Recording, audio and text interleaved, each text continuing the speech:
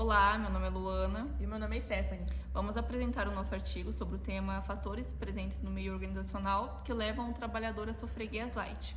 O tema gaslight ele é bem atual e por conta disso não se tem discutido ainda muito sobre. O termo gaslight ele é utilizado para se referir a um tipo de assédio psicológico onde as pessoas que sofrem desse abuso acabam perdendo sua sanidade mental.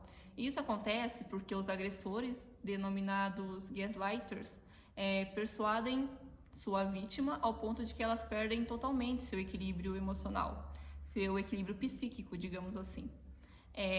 Esse tipo de abuso, ele é bem discreto e persistente também. E isso é extremamente perigoso, pois pode prejudicar da pior forma possível a vítima, sendo na saúde emocional ou até mesmo na sua saúde física. O gaslight pode se manifestar também por vários fatores, porém o mais comum é a personalidade narcisista desses agressores. Eles possuem várias características semelhantes, dentre elas estão a falta de empatia, o anseio por controle e atenção de todos o tempo todo, e alguns não validam seus sentimentos e fazem com que esses mesmos seja refletido em outras pessoas. Ou seja, eles, por exemplo, têm sentimento de medo ou insegurança. Eles não validam neles e fazem com que outras pessoas sintam isso. Isso normalmente acontece no ambiente de trabalho. Eles fazem com que pessoas com que eles convivem todo dia se sintam dessa forma.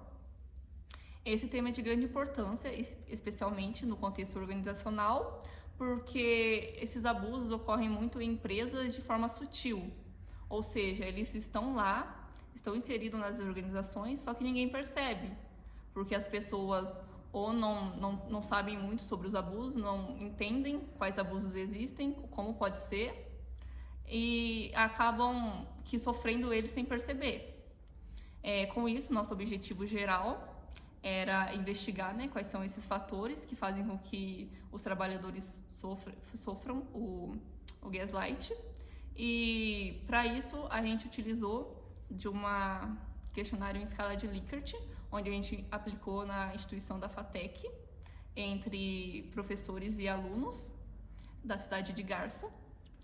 E esse questionário foi com afirmativas, que vai desde concordo totalmente a discordo totalmente, e com elas a gente conseguiu uma análise sobre essas questões que em seguida, a Stephanie vai falar sobre elas. Nós utilizamos da pesquisa bibliográfica descritiva para poder fazer as análises dessas questões e a natureza das nossas análises foram quali-quantitativas. Foram 15 questões que nós desenvolvemos, 15 questões afirmativas, porém trouxemos somente 4 delas para analisar porque foram as primordiais para podermos responder nosso problema central de pesquisa. Então, abrindo um parênteses antes de começar a falar sobre as nossas análises, eu gostaria de dizer que todas elas obtiveram uma dispersão moderada na resposta. Significa que as respostas entre si oscilaram pouco. Um exemplo seria que poucas questões as pessoas responderam que concordam, uma respondeu que concorda totalmente, outra respondeu que discorda totalmente, porque são dois polos diferentes.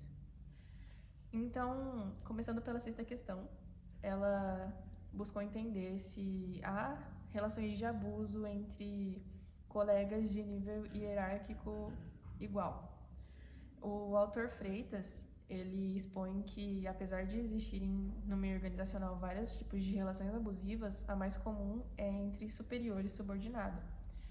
E a nossa resposta obtida foi de concordância parcial na média, o que significa que, apesar de existir essa relação abusiva entre colegas de trabalho do mesmo nível, há uma relutância por parte deles por expor esse fato.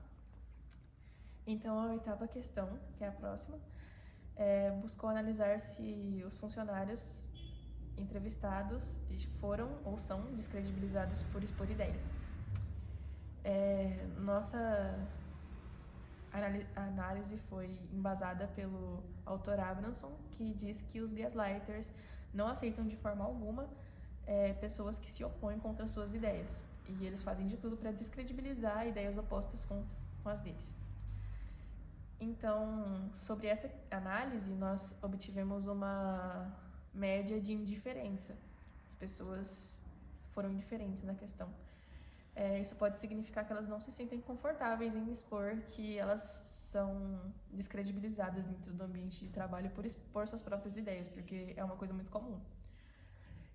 A próxima questão, ela é embasada na mesma citação do Abramson, e busca estudar a liberdade de expressão. Mais especificamente, se no meio onde as pessoas estão inseridas é permitido que elas expressem suas ideias. E tivemos uma discordância parcial, inclusive foi a única questão que obteve discordância da nossa lista de afirmativas. E pode indicar que esta não seja uma realidade nos ambientes laborais de Garça. Por mais que seja uma realidade do gaslight, na nossa cidade ela não se evidencia, não é uma realidade na nossa cidade. E a última questão, que é a 13ª, analisou se os abusos não são denunciados por medo de represálias. Como nós já imaginávamos, a resposta foi uma concordância. A maioria das pessoas concordaram totalmente, apesar da média ter sido uma concordância parcial. E foi embasada na afirmação de Martining e Siqueira, que propõe que as pessoas aturam abuso por mais tempo, dependendo das suas necessidades. E eles ainda enfatizam que essas necessidades podem ser raciais, sociais, de gênero e entre outras. Então, concluindo o nosso problema de pesquisa,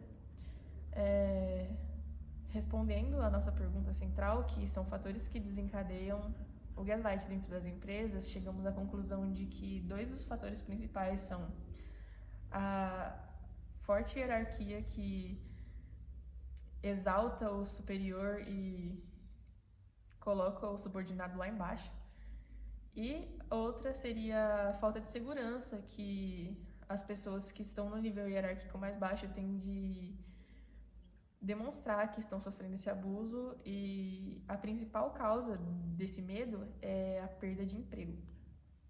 Então, esse foi o nosso trabalho. Muito obrigado. Obrigada. Tchau, tchau.